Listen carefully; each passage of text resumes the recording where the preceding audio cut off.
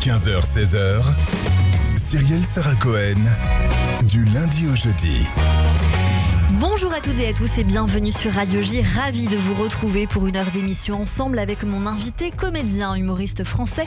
Vous avez pu le découvrir pour la toute première fois ou presque dans l'émission On ne demande qu'à en rire à la télévision, sur scène ou encore à la radio. Aujourd'hui, Olivier de Benoît est à l'affiche de son spectacle Droit au bonheur, actuellement tourné dans toute la France. L'occasion comme toujours de découvrir notre invité en direct aujourd'hui sur nos réseaux, sur radioj.fr et sur Radio J. 15h-16h, Cyrielle Sarah Cohen. Radio J. Bonjour Olivier de Benoît. Bonjour Cyrielle. Merci beaucoup d'être mon invité aujourd'hui pour découvrir votre actualité qu'on vient d'évoquer en off. Vous m'avez dit, c'est bon, j'ai compris, je sais que vous êtes venu voir mon spectacle parce que je vous ai dit que je voulais votre sacoche.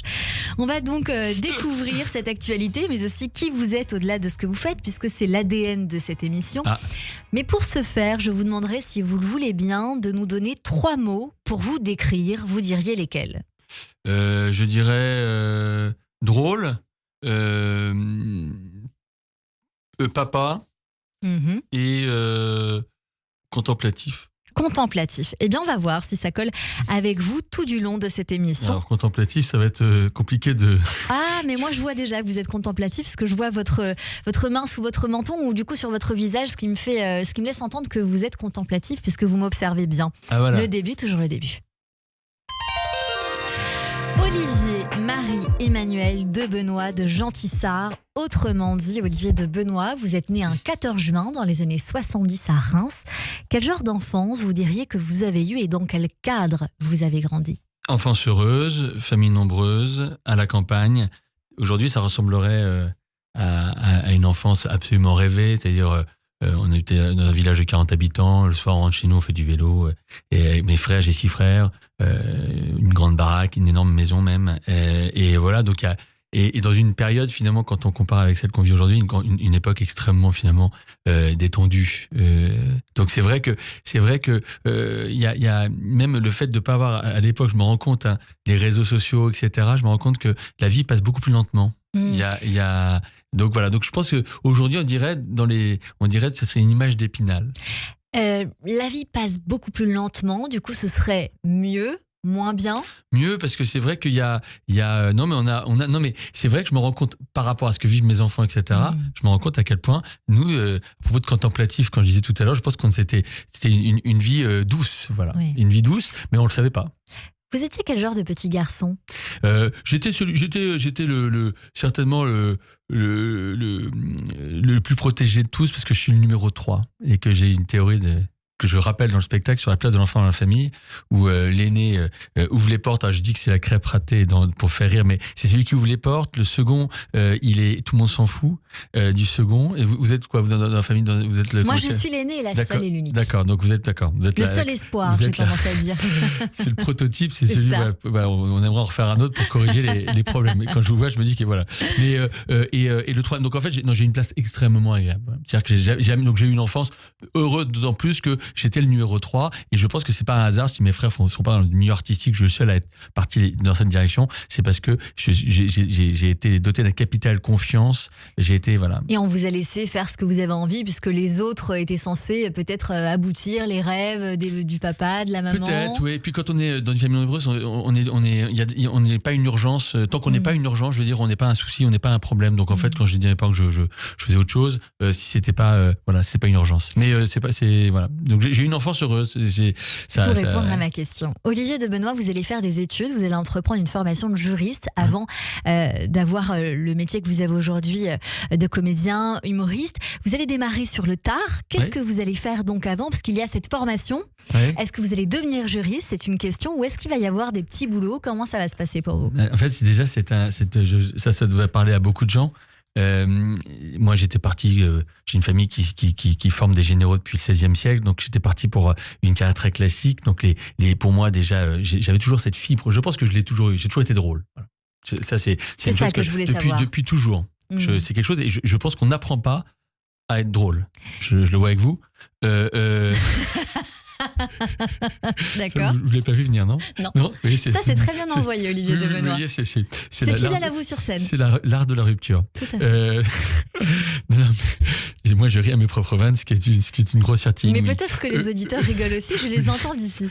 En tout cas, ça se marre en régie. Donc, je pense qu'il y a une part de vrai. Tout à fait. Oui, deuxième rire. Deuxième rupture. Oui, je t'entends donner un cours gratuit. Mais arrêtez de vous la rompre parce que moi, je veux être en cohérence avec vous, en connivence Ce que je plutôt. veux dire par là, c'est que j'ai toujours été drôle. Et j'ai toujours eu cette sensibilité, je pense ultra sensible, peut-être trop, c'est-à-dire ça c'est gênant dans la vie de tous les jours, mais j'ai toujours été ultra sensible. Et donc effectivement, je suis parti classiquement aussi par l'acheter dans des études classiques. J'ai été défrustré très vite parce que je suis devenu magicien à 19 ans, donc quand je faisais des tours de magie, j'ai l'impression de faire du spectacle, donc ça permettait d'assouvir un peu cette passion. Et effectivement, après, quand j'ai fait après mes études de droit, comme tous, on se dit est-ce que je deviens juriste toute ma vie ou est-ce que je deviens saltimbanque, je finis en haillon et dans une fosse commune, oublié de tous, oui ou pas, parce que j'avais cette image-là des comédiens. Pour moi, ils avaient une vie dissolue. Et vos parents aussi, ils avaient cette image-là ? Oui, je pense que de loin, oui. Il n'y a aucun repère. J'ai aucun comédien dans ma famille, je vous dis, depuis 40 générations. Donc c'est vrai que j'avais aucun code, pas d'oncle, j'ai pas de code. Et donc, j'ai en permanence, pendant 2-3 ans, essayé de savoir si j'étais juriste ou je devenais juriste, ou je partais dans la voie artistique. J'essayais de trouver quelque chose qui pourrait me faire pencher de l'un ou l'autre. Et un soir, je vais au théâtre, je vais dans un cabaret qui s'appelle le cabaret de minuit à Montparnasse. Et là, il y avait une audition et celui qui gagnait 2 semaines de programmation substituée. Je me dis, voilà, si je gagne, je deviens artiste toute ma vie. Si je perds, je deviens juriste. C'est incroyable de laisser sa vie aux mains d'un jury. Et donc, je suis arrivé, donc il y a eu un casting, etc. Je suis arrivé dernier. Et c'était horrible parce que le jury devait donner un truc, dire un mot sympa à chacun. Et moi, il m'avait dit que j'avais des chaussures bien cirées. Oh. Et pourtant, ça ne vous a pas découragé? Non, parce qu'en fait, je me suis rendu compte que c'était absurde, etc. Et puis après, la chance m'a souri plusieurs fois, et jusqu'à cette radio, qui était encore un sourire. Et vous allez radicalement changer de voie, vous allez vous tourner vers le monde du spectacle. Vous vous souvenez de vos débuts et de votre toute première fois sur scène? Oui, c'était c'était quand j'avais 13-14 ans. J'étais très peu, mais c'était. Mais j'ai toujours senti qu'il y avait quelque chose qui s'allumait. C'est vraiment comme si, vous savez, les super-héros, là, comme Iron Man. Très bien. Ça s'allume quand je suis sur scène, cette adrénaline qui monte. Je savais que c'était unique. Ouais, et ça, on l'a pas. Et d'ailleurs, c'est marrant parce que ça se conjugue avec la foi. Alors, je vous raconte pourquoi. Parce que quand j'ai commencé à faire du one-man show, j'ai souvent été tout seul. Je comptais souvent le régisseur parmi les spectateurs pour en avoir un plus, pour me rassurer. Parce qu'on était 3-4, je vous dis, je racontais dans le spectacle, mais j'ai joué une fois devant 2 à Avignon, etc. Et c'est vrai que les gens me demandaient, mais comment, t'as 25, 26 ans, 27 ans, qu'est-ce qui fait que tu continues alors qu'aucun signe extérieur, il n'y a aucun signe tangible de succès, et c'est la foi. C'est-à-dire qu'à un moment donné, au même titre que ça s'allume, il y a un autre truc qui s'allumait tout le temps, c'était de se dire que je savais que c'était là ce qu'il fallait être, et après, bon, ben voilà, c'est juste le travail, et je dois reconnaître que, et même si d'autres disent le contraire, la chance. J'aime beaucoup le comparatif parce que derrière la foi, c'est l'idée qu'on se dit que derrière tout ça, il y a quelqu'un, il y a quelque chose, et c'est un petit peu ce qui s'est passé peut-être pour vous avec votre public en vous disant qu'un jour il y aurait ce quelqu'un, ce quelque chose qui est aujourd'hui présent. Exactement. Mais c'est indicible. Mais c'est-à-dire que cette fois, on peut la comprendre, et je veux dire, on peut l'entendre parce que la salle est vide. C'est-à-dire que ceux qui ont réussi tout de suite ne peuvent pas comprendre ce que je dis là. Mais c'est joli de jouer dans des salles vides aussi, parce que ça vous permet de regarder les gens dans les yeux. Et c'est très formateur, je pense. Oui, parce qu'en fait, c'est assez flippant de regarder les gens, parce que surtout s'ils se marrent pas, etc. Donc on a tendance naturellement à regarder un petit peu au-dessus, en évitant leur regard. Mais quand vous avez 4 personnes, c'est absolument ridicule de regarder au-dessus. Il se dit, mais pourquoi ils ne nous regardent pas, en fait? Tout à fait. Alors voilà, donc c'est pour ça que pendant très longtemps, j'ai regardé les gens dans les yeux, et maintenant, c'est moins le cas, heureusement. Et vous faites quand même aujourd'hui, Olivier de Benoît. Il y a un premier succès, Modèle déposé, un spectacle de Bruno Delvaux créé par Benoît Poulvord. Ce premier succès vous encourage à écrire votre première pièce, Née sous X, en 2003, puis une parodie des émissions de télé-réalité Loft Story l'année suivante, le théâtre alors, mais surtout une envie de rire ou de faire rire.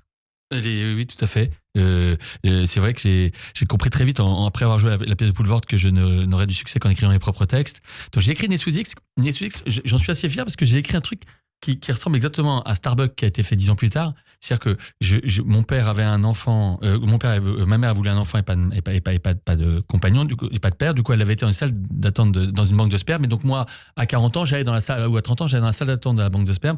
Et tous mes frères, pour connaître mon père, et tous mes frères et sœurs était là. Et donc en fait le public, ce sont mes frères et sœurs. Donc c'est un spectacle de communion. Donc on parlait de foi tout à l'heure. On va croire définitivement c'est que je parle. Voilà, c'est spectacle sur la foi. Non mais et donc c'était marrant. Et donc ça a été Starbucks après. Donc voilà. Donc ça c'était un très bon sujet. Je me suis bien amusé avec celui-là. Et après Love Story, effectivement, c'était sur la télé-réalité folle ou voilà la folie de la télé-réalité. Mais voilà. Donc j'ai commencé à écrire et à chaque fois j'en écrivais un nouveau parce que j'ai l'impression que j'avais plus de spectateurs parce que c'était souvent des copains qui venaient donc j'avais plus personne. Donc au lieu de dire je vais chercher plus de monde ailleurs, je rejoins un autre spectacle pour que les mêmes reviennent, ce qui était complètement débile. Il aurait fallu que je capitalise sur celui qui marchait et décider. Bon voilà. Donc en tout cas voilà, j'en ai fait plusieurs. C'est peut-être ce que vous avez fait par la suite, Olivier de Benoît, puisque avec l'écriture et l'interprétation de votre one-man show haut débit, il sera suivi de très haut débit et très très haut débit, dans lesquels il y a sketch et tour de magie. Vous l'évoquiez tout à l'heure, parce qu'à 19 ans, il y a cette formation de magicien. C'est un style que vous avez quitté avec le temps, mais qui a quand même connu son succès. La magie ? Oui. En fait, j'ai la magie parce que c'est par là que j'ai commencé. Je me suis rendu compte que c'est en faisant des tours de magie. Ce qui me faisait marrer dans la magie, c'est de planter les tours. Voilà. J'adorais jouer le rôle du magicien. C'est assez classique, mais je trouve que très immodestement, je le faisais très bien. Donc en fait, comme je restais tout à fait normal et que je plantais un tour, les gens, ils étaient effrayés à l'idée de se dire, parce que c'est souvent du close-up, donc je faisais pas forcément de la scène, mais les gens étaient effrayés à l'idée de se dire, ils avaient de l'empathie pour moi, parce qu'ils disaient, le pauvre, il vient de planter son tour. Donc c'est des fous rires. Je crois que le plus beau dans le classement, le fou rire reste quand même le nirvana pour un humoriste. Parce que c'est quand même, parce qu'il faut quand même dire une chose, c'est que le rire, ce que je trouve extraordinaire dans le rire, c'est que c'est le pendant des pleurs, et c'est quelque chose d'aussi impudique. D'ailleurs, c'est pour ça que quand les gens, par exemple, dans une salle et qu'il y a 2-3 qui se marrent, ils rient sous cap parce que ils osent pas rire parce que ils sont gênés de rire. Donc il y a une forme de, donc quelque part un public qui se marre, il vous donne un tout petit peu de sa pudeur et de lui et donc c'est un cadeau. Il y aurait une étude sociologique à faire là-dessus sur le rire, peut-être un livre à écrire. C'est vrai, non mais je trouve ça très intéressant ce que vous venez de nous dire.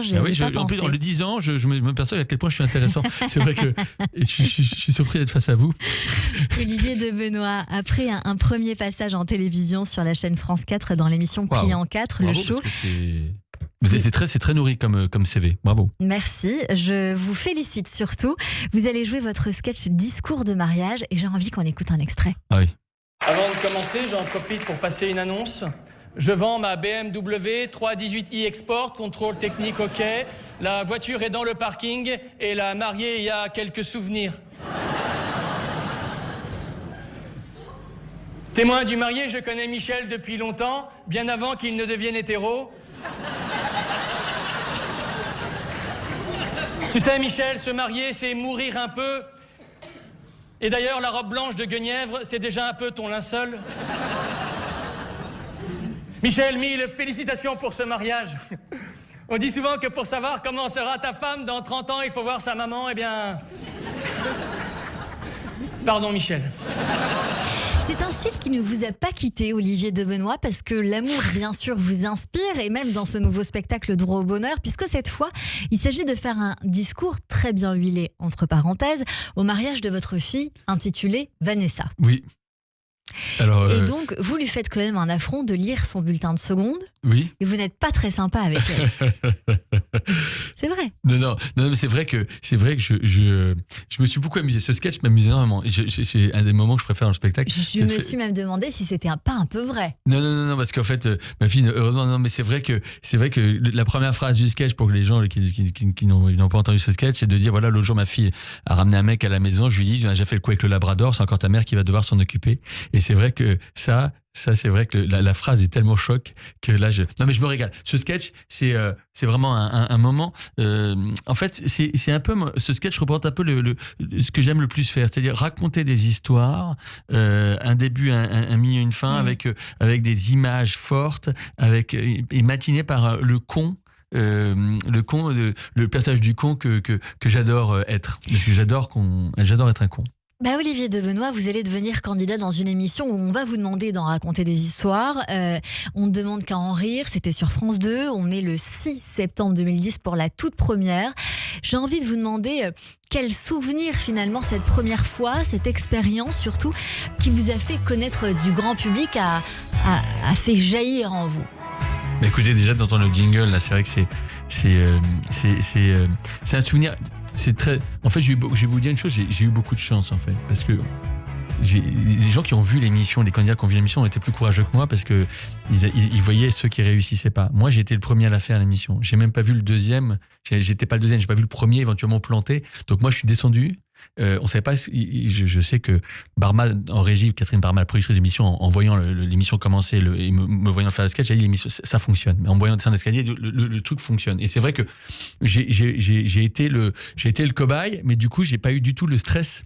Moi, je descends l'escalier, ils savaient même pas comment marcher les boîtiers, les notes, les trucs, les machins. Donc j'ai eu beaucoup de chance. Mais c'est vrai que pour moi, j'ai marché sur la lune. J'ai eu cette image-là. Finalement, c'était votre lost story à vous. Oui. Faire un petit rappel à tout à l'heure, la toute première fois dans une émission qui démarre finalement, un peu comme Christophe Licata hier, qui était avec nous pour nous parler de Danse avec les stars, puisque c'est le plus ancien danseur de cette émission.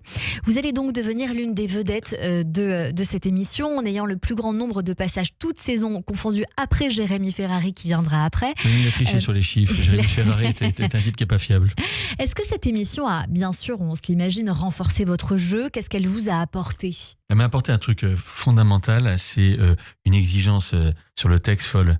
C'est-à-dire que j'ai plus jamais écrit, j'ai plus jamais joué un spectacle autrement. Il y a une telle exigence, la télé nécessite une telle exigence que j'ai appris mon métier en fait. J'ai appris mon métier d'humoriste à la télé en fait, alors que normalement on l'apprend et après on fait de la télé. Moi je l'ai appris en même temps.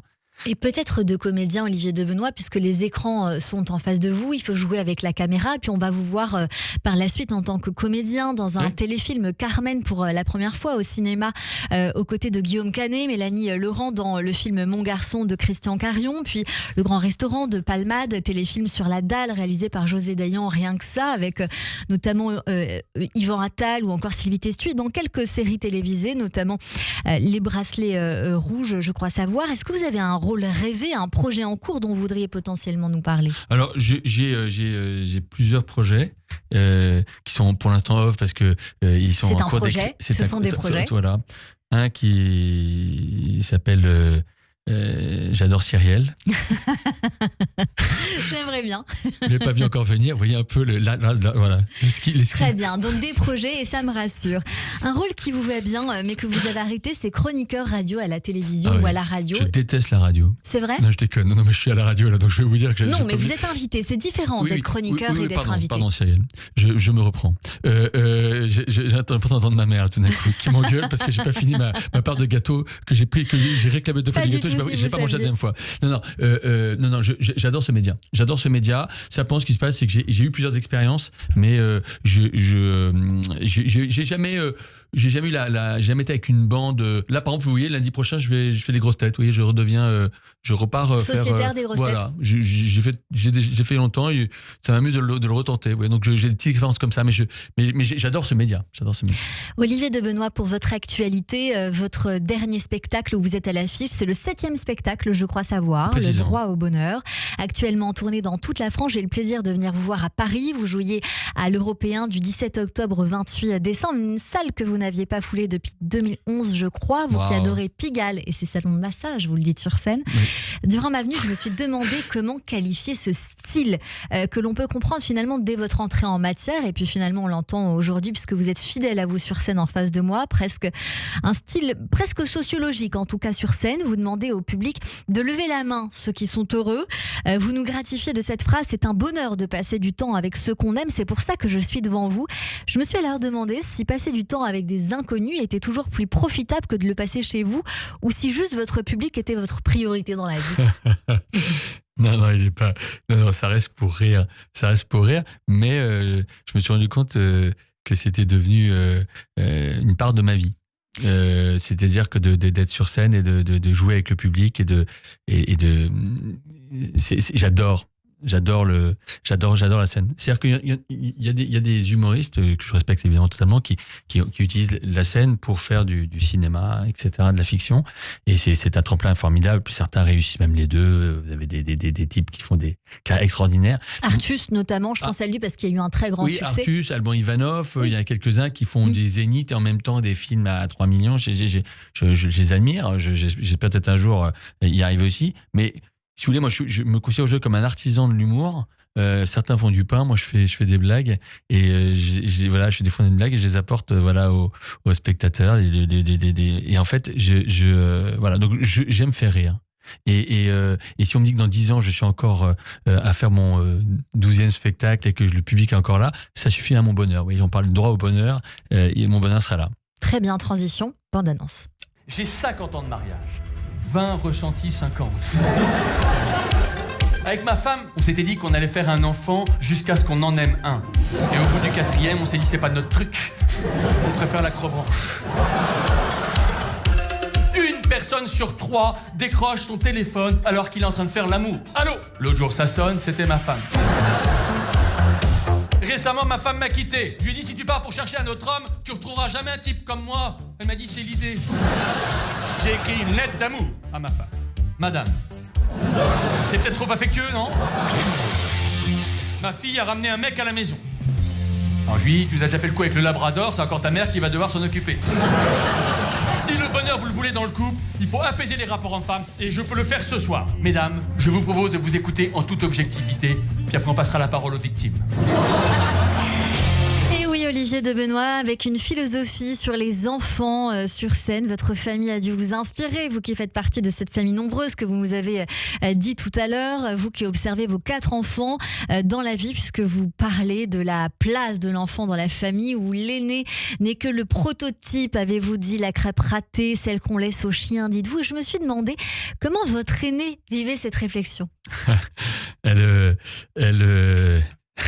Elle a pris un avocat.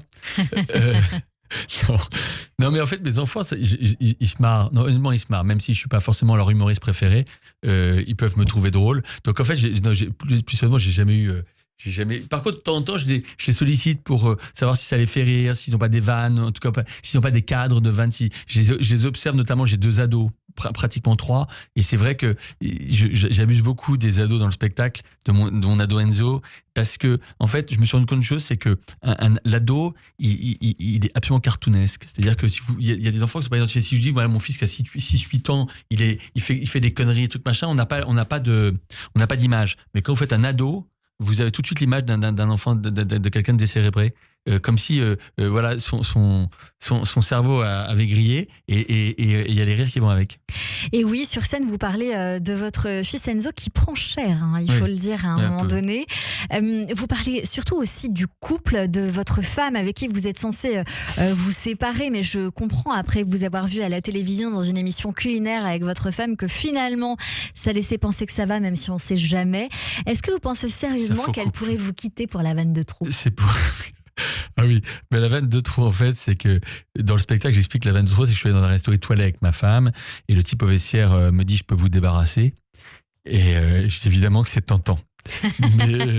Mais c'est vrai que j'ai trouvé non, elle me quitterait pas pour la vanne de trop. Non, je dois reconnaître que je crois que je suis tombé amoureux de ma femme parce que je crois qu'elle me trouvait drôle. Et je crois que c'est toujours le cas. Donc le jour où il y aura plus de rire à la maison, il faudra que je m'inquiète. Olivier de Benoît, on va continuer de parler d'amour et de votre spectacle dans un instant. Le droit au bonheur est actuellement tourné dans toute la France. Dans un instant, mes chroniqueurs nous rejoignent également, mais tout de suite, c'est le rappel des titres sur Radio J. Radio J. Cyrielle Sarah Cohen. –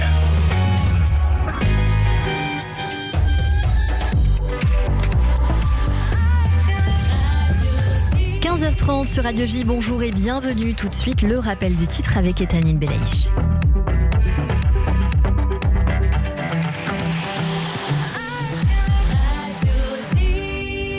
Bonjour Etanit. Bonjour Cyrielle, bonjour à tous. Les négociations pour une trêve à Gaza sont entrées dans leur dernière phase selon le Qatar, où d'ultimes pourparlers ont débuté ce matin. Le chef de la diplomatie qatari se dit optimiste quant à la signature d'un accord entre Israël et le Hamas. 49, c'est le nombre de terroristes tués par les forces israéliennes dans le sud du Liban depuis l'entrée en vigueur du cessez-le-feu entre l'État hébreu et le Hezbollah fin novembre. C'est en tout cas ce qu'annonce le chef du commandement nord de Tsahal qui promet de continuer continuer à faire respecter l'accord. Le procureur de la Cour pénale internationale demande le rejet des objections d'Israël sur le mandat d'arrêt émis contre le Premier ministre Benjamin Netanyahou fin novembre. Jérusalem a fait valoir qu'elle pouvait enquêter elle-même sur les allégations contre ses dirigeants. Continuer à enquêter sur des Israéliens constitue une violation de la souveraineté de l'État, affirme la diplomatie israélienne. En France, le Premier ministre prononce son discours de politique générale devant l'Assemblée nationale depuis une trentaine de minutes. Discours que François Bayrou a ouvert sur le sujet de la dette. Depuis la guerre, la France n'a jamais été aussi endettée qu'aujourd'hui. Aucune politique ne pourra être conduite si elle ne tient pas compte de cette situation de surendettement, a-t-il assuré. La présidente de l'Assemblée nationale demande que le texte sur la fin de vie soit débattu à partir du 3 février. Nous avons déjà perdu 6 mois alors que ce texte important aurait dû être voté le 18 juin dernier, a rappelé Yael Braun-Pivet. Du sport enfin avec une arrivée record 65 jours après le départ de la 10e édition du Vendée Globe des Sables d'Olonne. Charlie Dalin est arrivé en vainqueur dans la commune vendéenne ce matin. Le Havrais de 40 ans a pulvérisé de près de 10 jours le précédent record d'Armel Lecléac établi lors de l'édition 2016-2017. Et merci beaucoup Ethanie Belaïch, on vous retrouve à 16h pour le journal complet. Tout de suite une très courte pause et on poursuit notre émission avec mes chroniqueurs et Olivier Debenoît en direct sur Radio J. Bonjour à tous, c'est Léa Moscona. Radio J. Je vous retrouve tous les matins de 9h à 10h sur Radio J. Les experts ont la parole. Ils nous parlent bien-être, voyage, culture, gastronomie et art de vivre. Le tout dans la bonne humeur. Le 9-10, Léa Moscona. À demain. Radio J. Ça, c'est uniquement sur Radio J. Radio J. 15h-16h, Cyrielle Sarah Cohen, du lundi au jeudi.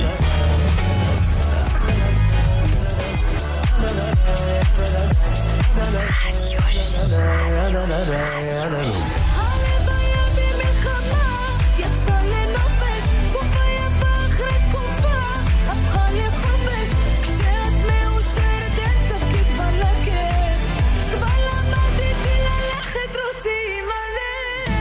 Vous écoutez Radio J. Radio J. Radio J. Radio J. 15h-16h, Cyrielle Sarah Cohen, du lundi au jeudi. 15h33 sur Radio J, merci de passer votre après-midi avec nous jusqu'à 16h avec mon invité aujourd'hui Olivier Debenoît à l'affiche de son spectacle Droit au bonheur, actuellement en tournée dans toute la France. Et puis nous parlions d'amour avant la pause, Olivier Debenoît, et j'avais envie de vous demander si vous pensiez que l'amour guérit tout, parce que je sais que vous avez une théorie un peu toute faite sur la question. L'amour guérit tout. J'essaie de me repluguer sur le L'amour spectacle. est une flamme. Ah oui, excusez-moi, putain, mais j'ai l'impression que je travaille avec un prompteur. Non, c'est vrai que je dis, ouais, je savais pas où vous vouliez en venir. Effectivement, je dis que l'amour est une flamme qui ne doit jamais s'éteindre, même si le mariage est un canadair. Voilà, et effectivement, dans ce spectacle, j'explique que j'ai essayé de séduire ma femme comme au premier jour, voilà, etc., etc. Non, mais non, il y a une phrase que j'aime bien dans le spectacle, qui est comme vous l'avez vu, c'est le seul moment où c'est pas drôle, ça dure à peu près 40 secondes, et c'est très dur pour moi parce que, en général, une phrase sans rire est une phrase perdue. C'est quand je dis, voilà, c'est quand je cite cette phrase de Prévert, qui est pour moi ce qu'il y a de plus beau sur le bonheur, c'est de dire, j'ai reconnu le bonheur au bruit qu'il a fait en partant. Voilà, et je disais cette phrase-là avec beaucoup de sincérité parce que je crois que c'est la phrase la plus juste que j'ai entendue sur le bonheur depuis que j'étudie ce sujet. Une autre phrase très juste, le mariage, c'est comme la prison. Oui. Oui, je dis la prison, oui. Je dis que la prison, c'est mieux parce que, contrairement au mariage, l'homme a une petite chance d'avoir une relation sexuelle en prison. Voilà, c'est très léger. Olivier Debenoît, est-ce que le bonheur, et ça c'est une question très sérieuse, on l'aurait nécessairement dans le couple ? Alors, je dis qu'effectivement, pour ça, je dis plusieurs choses. Déjà, je dirais que pour savoir si effectivement, pour que ce soit apaisé, il faudrait que tout le monde vide son sac, et c'est ce que je propose dans le spectacle. Donc, voilà. J'avais prévu de vous faire vider la sacoche, mais on va pas aller jusque-là aujourd'hui. Non, mais en tout cas, votre idée est très bonne parce que mais attends, je regarde juste. Alors, on prend une seconde. Allez, prenons une seconde pour savoir ce qu'il y a réellement dans votre sacoche. Parce qu'en fait, qu'on remette dans le contexte, j'explique, on se moque souvent des sacs à main des femmes, et dans le spectacle, je dis voilà, je vais regarder ce qu'il y a dans la sacoche dans ma sacoche, comme ça, madame, vous saurez. Donc, une sacoche type. Et en fait, c'est vrai que je mets des objets, je cache pas un peu le truc, et je me dis, est-ce est-ce que là-dedans, il y a un objet où je me dis un objet à la con qu'il y aurait nulle part ailleurs? Est-ce que c'est. Bon, vous voyez, ça, par exemple, je ne sais pas ce que c'est. Alors oui, moi non plus, je ne sais pas ce que c'est. Un capuchon. Les auditeurs non plus, évidemment. Et là, il y a. Un journal, un guide. Voilà, le grand guide des tests psychologiques. Alors ça, j'aimerais qu'on le laisse en studio. Si ça vous dérange pas, je vais le feuilleter moi pendant quelques minutes. Si vous le voulez bien, ça va peut-être m'aider dans un instant et les auditeurs sauront certainement pourquoi. Et un chapelet, vous voyez. Un chapelet. Vous qui n'êtes pas soi-disant pas très religieux tout de même. Si, parce que je dis dans le spectacle que je suis catholique. Et j'ai un chapelet parce que comme ma femme est avec ma carte bleue dans un magasin, moi je suis dehors avec ma sacoche et je prie. Je l'ai pas vu venir non plus. Bravo Olivier de Benoît. Sur scène, vous nous dites qu'aujourd'hui on a 2 papas, 2 mamans à la maison au lieu d'une maman et 2 papas. Et vous nous parlez des avantages et des inconvénients d'être un homme et une femme. Ne dites rien. On le laisse pour les auditeurs qui viendront vous voir puisque c'est un excellent passage. Vous cherchez le bonheur partout, dans le trouble, sans oublier de citer l'émission de Karine Le Marchand que j'embrasse bien fort parce que c'est mon émission préférée même si je ne parle pas de moi. Vous cherchez le bonheur auprès des enfants. Mais décidément, votre fils Enzo, que vous considérez un peu bébête, pour pas dire totalement idiot, ne vous satisfait pas. Lui qui a besoin de morphine pour calmer la douleur quand il pense.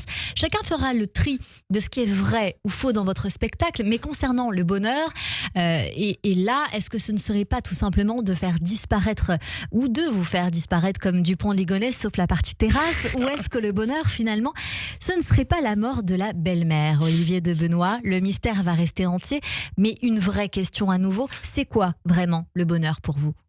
Le bonheur, je pense qu'avec l'âge, il y a un peu de sagesse. Le bonheur, on croit qu'il est dans l'infiniment grand.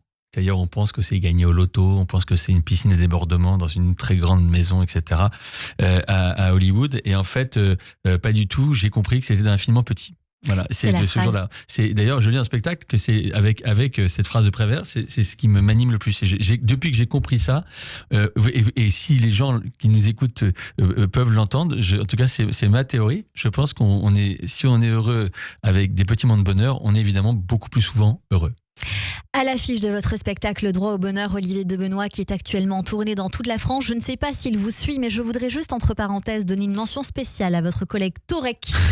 Extraordinaire avec vous sur scène. Il vous suit. Voilà, extraordinaire. C'est un vrai moment délicieux entre vous. Oui, mais je pense qu'en fait, c'est vrai que je finirai juste là-dessus. Ce qui est génial, c'est que j'ai effectivement un assistant moldave sur scène qui est un espèce de personnage improbable, truculent. Extraordinaire. Voilà, vraiment vibrillonnant. Mais en plus, c'est génial parce que le spectacle dure 1h30 et c'est vrai qu'un monologue d'1h30, et à un moment donné, je trouve que même si on est très fort, à un moment donné, il peut y avoir une lassitude d'entendre quelqu'un passer comme si quelqu'un parle dans ta dîner pendant 1h30, et à un moment donné, on a envie de le débrancher. Et donc moi, j'ai ce Torek qui donne des espèces de virgules et qui donne des respirations au spectacle, et je trouve que c'est en or. Et j'ai trouvé ça très bien pensé.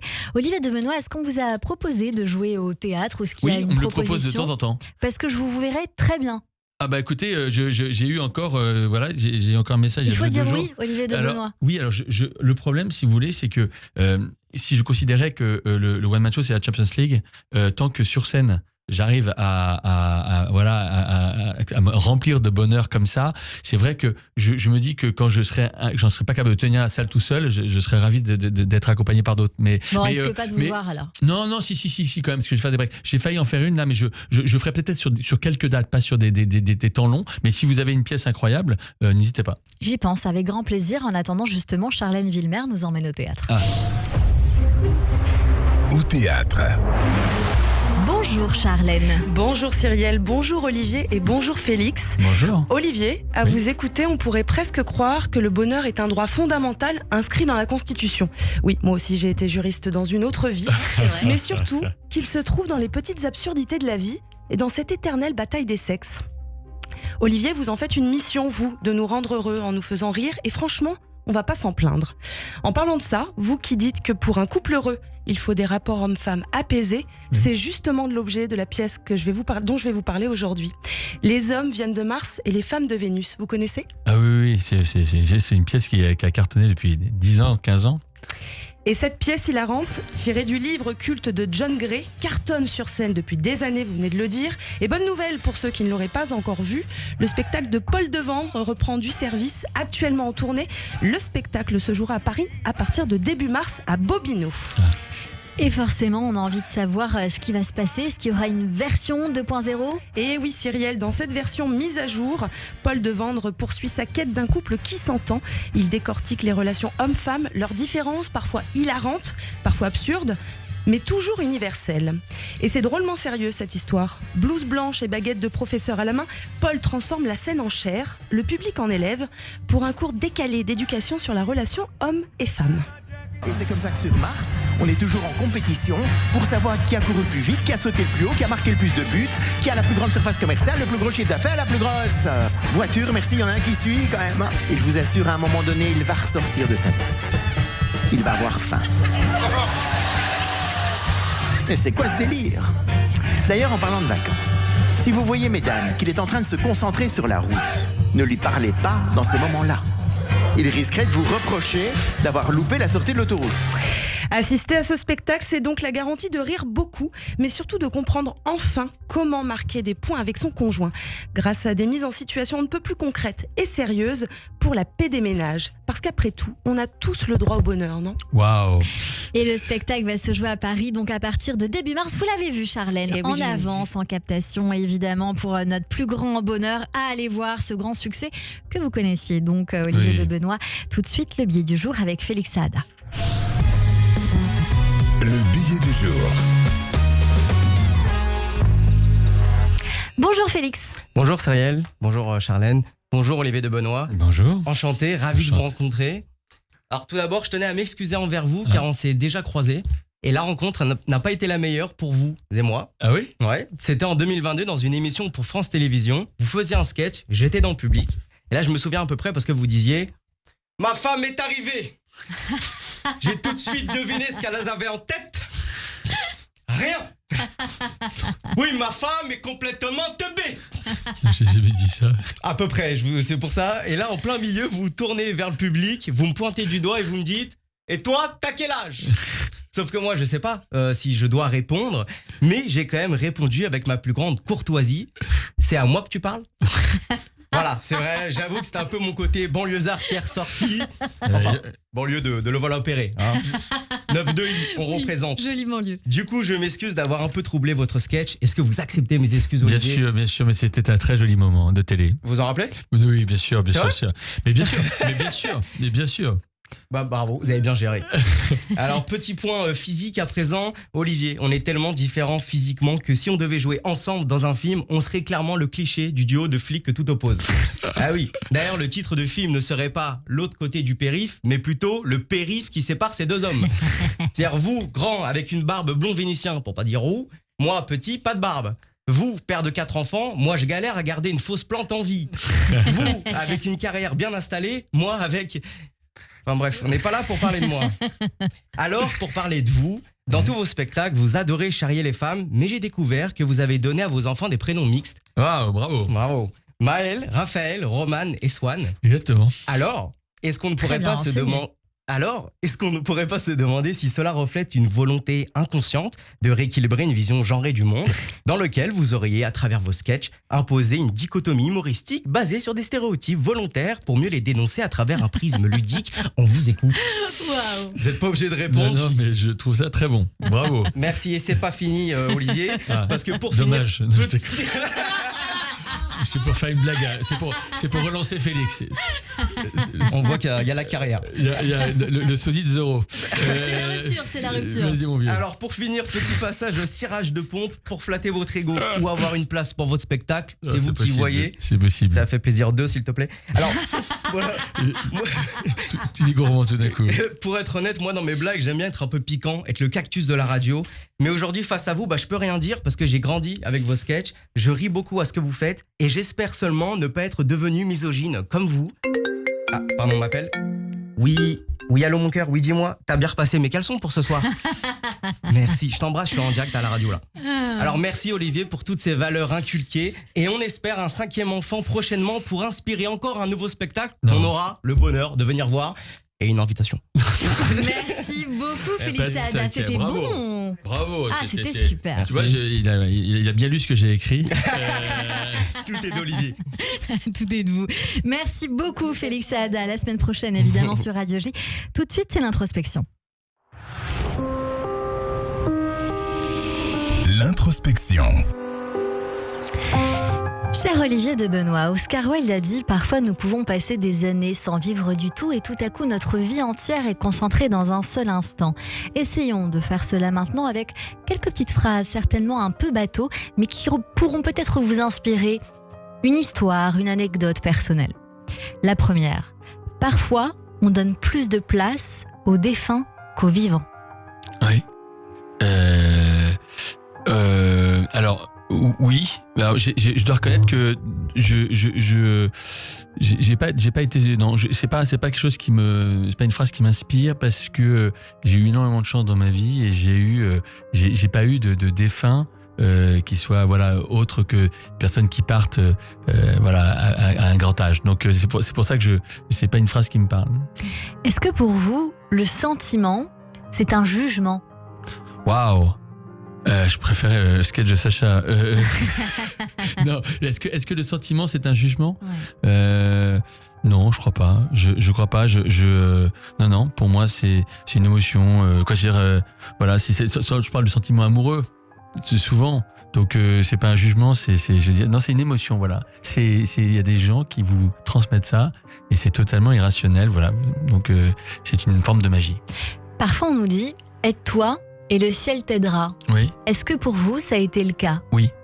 J'ai compris tout de suite ça. Cette phrase-là, elle résume parfaitement bien ma carrière.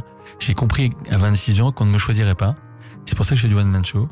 Parce que j'en fais toujours. Je crois que au fond de moi-même, j'ai ce sentiment que tout ce qui ne m'arriverait pas, c'est du bonus, mais que je dois être à l'origine des belles choses qui pourraient arriver. Et c'est pour ça d'ailleurs que j'écris des films dans lesquels je joue et que je veux réaliser et qui sont en cours. Et donc c'est à chaque fois, c'est cette même idée. Donc c'est une phrase qui me parle beaucoup. Vous nous avez donné un petit avant-goût, donc des projets que nous évoquions tout à l'heure. Seul on va plus vite, ensemble on va plus loin. Peut-être que cela dénote avec ce que l'on vient de se dire, mais est-ce que cela vous inspire tout de même? Je suis d'accord. Je pense que seul, parce que quand je suis seul sur scène, en fait, je suis pas seul à développer mes spectacles. J'ai des auteurs, j'ai une production, etc. Et ensemble on va plus loin. Je suis d'accord. D'ailleurs, parce que j'ai une deuxième corde à mon arc, c'est que j'accompagne beaucoup ma femme qui a une activité. Où elle est créatrice de mode, de bijoux, de lifestyle, etc., qui cartonne. Et donc, je suis son bras droit pour l'instant. Et je pense que et pour l'instant, il lui manque et c'est ensemble. C'est parce qu'on est ensemble que ça va loin. Et voilà. Donc, je comprends que seul, on va pas très loin, mais on va quand même, on y va plus vite. Voilà. Ce qui compte, ce n'est pas l'arrivée, c'est la quête. Ah, ça, j'en tiens d'accord. Je crois que vous lisez dans mes pensées. Puisque c'est une des phrases que je préfère, c'est-à-dire qu'effectivement c'est vrai que quand on fait l'Everest, c'est ce qui est amusant, c'est tout le chemin pour y aller en fait. C'est-à-dire que et quand on fait un one man show, une des parties les plus belles, c'est d'écrire un spectacle. C'est très très long, et c'est vrai que cette partie où on va dans les cafés-théâtres, où on va en prendre un parti de copains, où on teste des vannes, où on bute, on n'y croit plus, etc. Toute cette période-là, elle est absolument magique. Ouais. Est-ce que Olivier de Benoît, vous avez une philosophie de vie, une citation qui vous accompagne? Faut partir quand c'est chaud. C'est joli. Ouais, c'est pas très très très littéraire. Non, c'est pas Oscar Wilde, non? Non, pas du tout, mais vous me le confirmez ou pas? Non, mais pourquoi pas? Je pense que ça va. C'est celle qui m'est sortie en réfléchir. tête. Mais c'est parce que c'est vrai que j'ai toujours été dans des endroits, j'aime bien partir quand c'est sympa. C'est pour ça que je vais partir tout de suite là. Non, restez encore un petit peu, ça va être encore plus chaud. Tout de suite, Sacha se met tout nu, c'est quoi l'histoire? Alors écoutez, j'ai envie de dire que c'est vous qui allez être à poil dans un instant puisque c'est votre portrait. Le portrait psychologique. Radio J. Comme toujours à la fin de cette émission, on a pour habitude de débriefer ces minutes que nous avons passées ensemble, Olivier de Benoît. Et c'est donc votre portrait vu par Judith Cohen-Solal que j'ai le bonheur de retrouver. Bonjour Judith. Bonjour Cyrielle. Bonjour Judith. Bonjour Dan.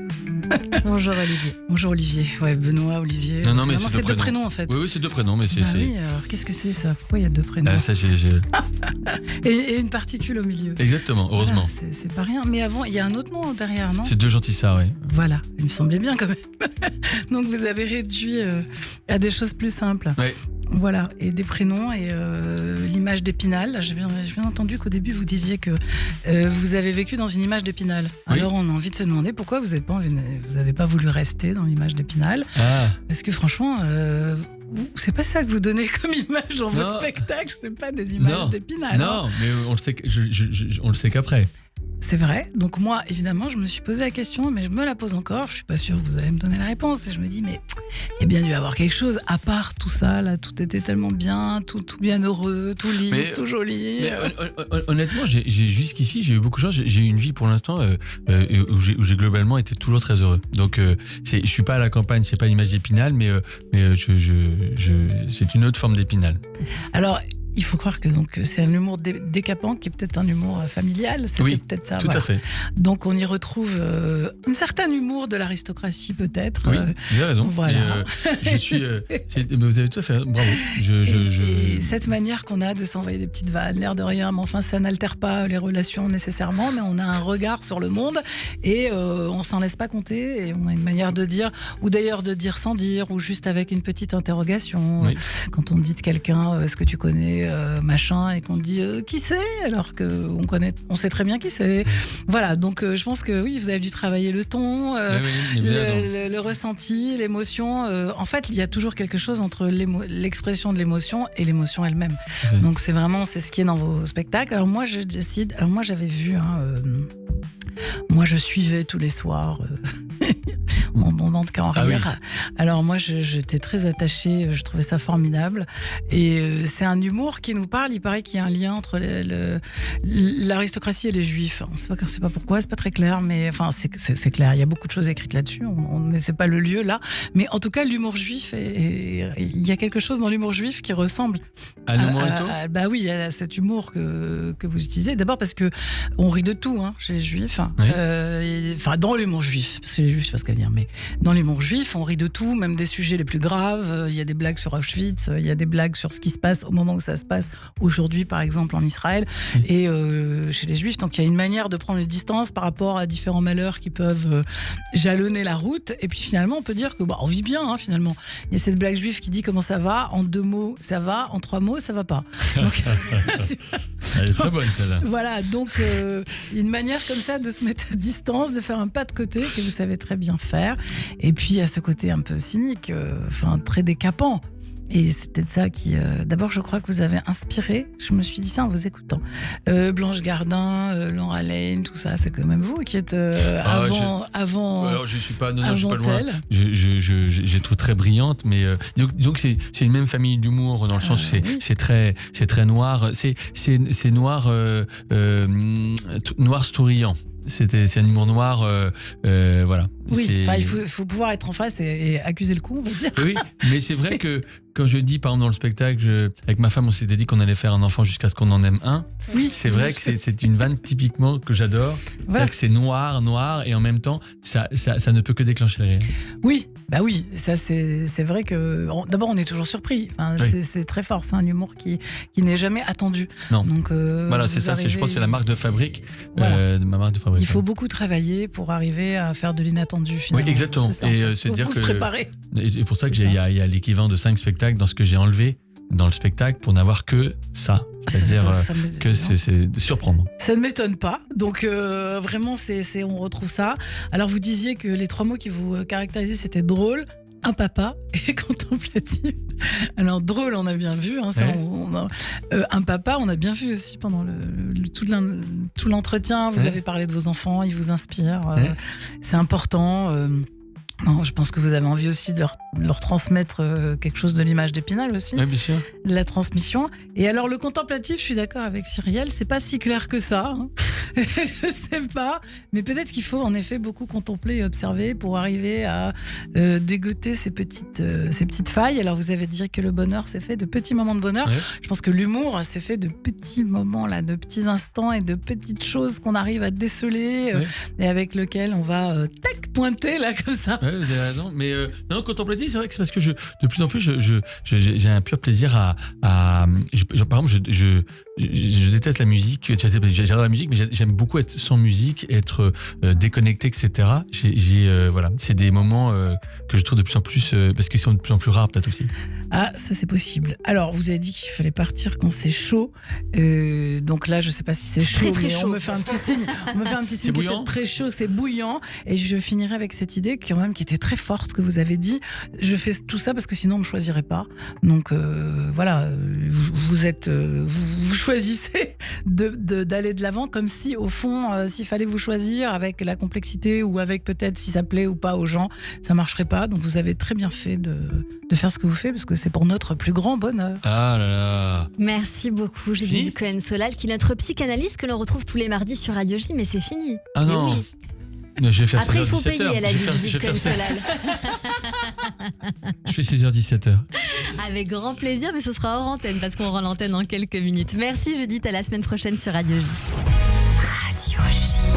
Cyrielle Sarah Cohen. C'est la fin de cette émission avec vous, Olivier Debenoît. Je sais que vous êtes contemplatif, mais on voulait quand même une chanson de votre choix pour clôturer cette émission. Vous diriez laquelle et pourquoi ? Parce que vous la mettriez. Mm-hmm. Et je sais pas si vous la trouveriez parce que c'est une chanson que j'aime beaucoup, c'est I Know de Claude François. Alors là, je sais pas si on va trouver, mais si on la trouve pas, laquelle ? Je dirais Du courage de Ok. la Grande Sophie. Du courage de la Parce Grande que Sophie ou après I Know cette émission, après de cette Claude émission, je rentre François. chez moi. On cherche ça avec grand plaisir. Olivier Debenoît, vous étiez avec nous pour votre spectacle Droit au bonheur, actuellement en tournée dans toute la France. Merci pour cet échange. Un tout petit mot de la fin qui vous revient. Écoutez, j'ai été ravi d'être là. J'ai pas eu le temps passer et je dois vous. Ah, vous avez trouvé. Eh oui. Et vous avez I Know That I Will Come Back. Avec grand plaisir. Merci Ethan Anoukayev d'avoir trouvé cette chanson tout de suite. Merci beaucoup à Benjamin Arnaud qui l'a trouvé. Peu importe, on vous aime tous les deux. Merci à toutes et à tous de nous Il y en a avoir qui a l'air plus suivis. brillant que Claude quand même. Il y en a qui a l'air malin, il y a un collègue. Réécoutez cette émission sur radioj.fr, YouTube, toutes les plateformes de streaming. On se donne rendez-vous demain dès 15h avec mon invité Amanda Sterz pour Le Vieux Juif Blonde et son roman Les Gestes, sorti aux éditions Stock. En attendant, c'est la suite de votre journée avec le Club Imo présenté par Marc Ezrati. Tout de suite, le journal sur Radio G et bien sûr, merci beaucoup Charlène Villemer et merci beaucoup Félix Saada d'avoir été avec nous aujourd'hui sur l'antenne de Radio G. À demain.